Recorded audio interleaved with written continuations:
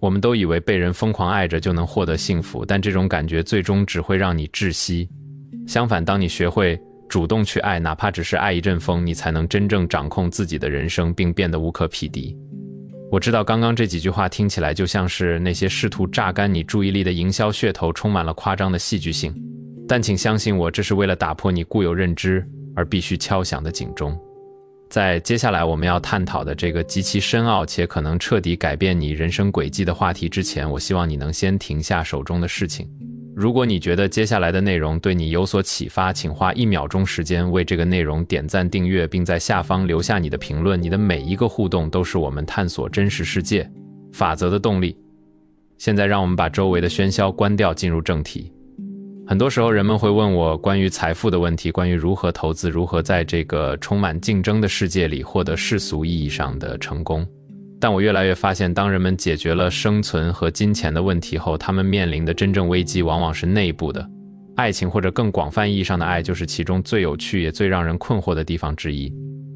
爱情最有趣的地方之一在于，你可以试着在脑海中回忆被爱的感觉。我经常在冥想的时候，或者在某个安静的清晨去回想这种感觉，想当有人爱你或者不爱你的时候，你究竟是什么感觉。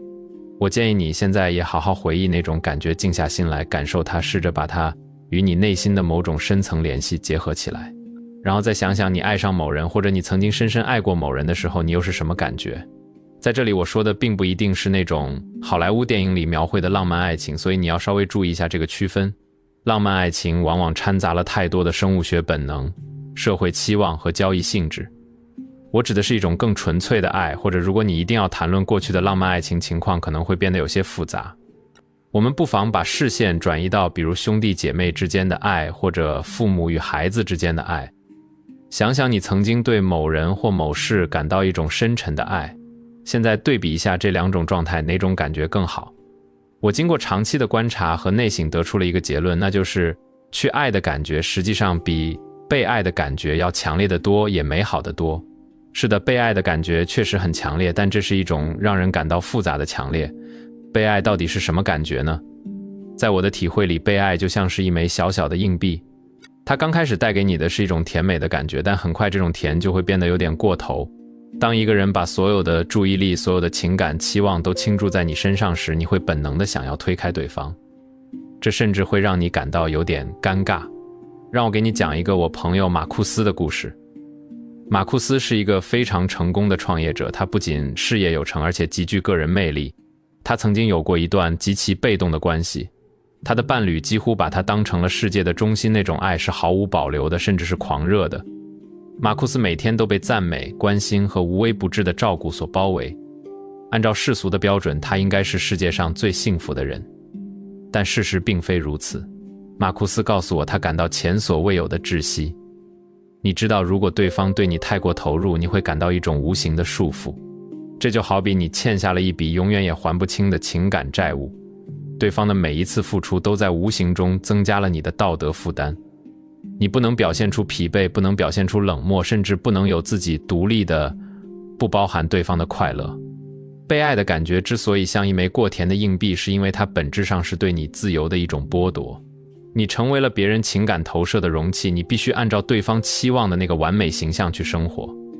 这种感觉沉重、粘稠，让人无法呼吸。被爱往往意味着你要承担别人的期望。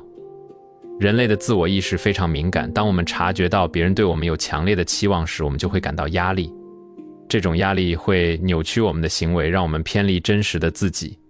所以当我们被爱得太深时，我们内心深处的防御机制就会启动，我们会想要逃跑，想要推开那种让人尴尬的亲密感。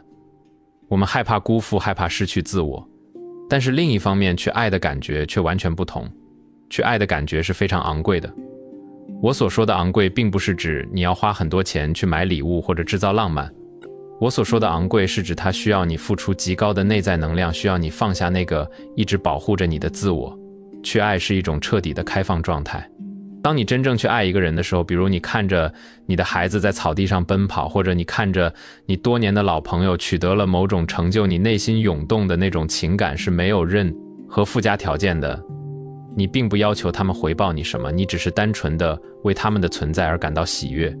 这种感觉是非常开放的，它打破了你内心的封闭系统，让你与外部世界产生了真实的不带功利色彩的连接。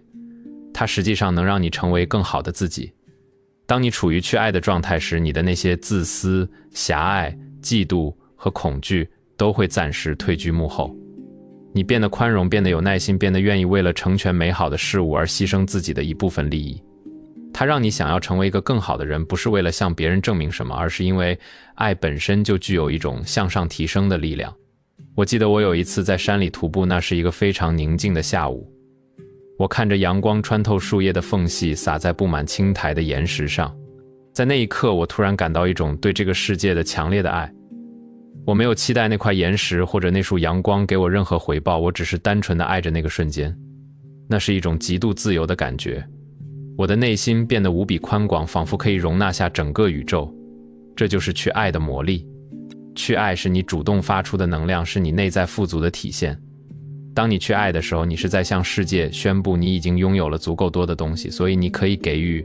相反，当你极度渴望被爱的时候，你其实是在向世界暴露你的匮乏，你在祈求别人来填补你内心的空洞。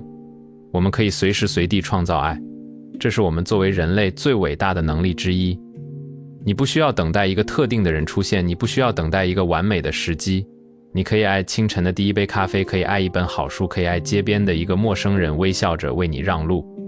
你可以把爱当成一种持续的练习，一种生活方式。然而问题就在于此，大多数人并没有意识到这一点。我们被流行文化、被消费主义洗脑，认为幸福的前提是找到那个愿意无条件爱我们的人。我们把所有的精力都放在了如何让自己变得更有吸引力，如何获得别人的认可上。而我们真正想要的其实仅仅是接受爱的渴望。我们渴望被接纳，渴望被重视，渴望成为别人生命中的唯一。这种渴望本身就是一个陷阱，它把我们变成了情感的乞丐，让我们永远处于一种等待和焦虑的状态中。当你把幸福的决定权交到别人手里，依赖别人来爱你时，你就失去了对自己情绪的控制权。如果他们爱你，你就快乐；如果他们不爱你，或者爱的程度不够，你就痛苦。这是一种极其脆弱的生存策略。让我们深入探讨一下这个逻辑。为什么我们如此执着于被爱？